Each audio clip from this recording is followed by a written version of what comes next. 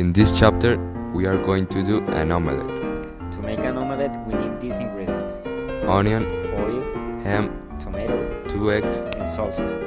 Also, we need a skillet to cook our omelette. Let's take a look quickly to the process. The first thing you have to do is cut in little pieces the tomato, the onion, and the ham. Then you have to break 2 eggs in a bowl.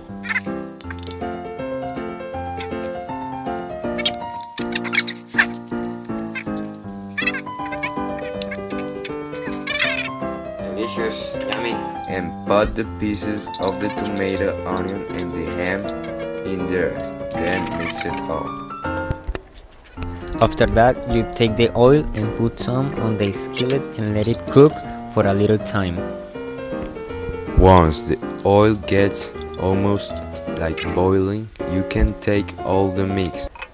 After the time, turn around only the half of the omelette, like a taco. Then put it in a plate. Be careful, it is hot. Now is the time for the sauces and the cheese. To end in this plate, we put the sauces on the omelette like in zigzag, and then you put in all the spaces a little bit of the grated cheese. There, and only there, you will have this wonderful omelette.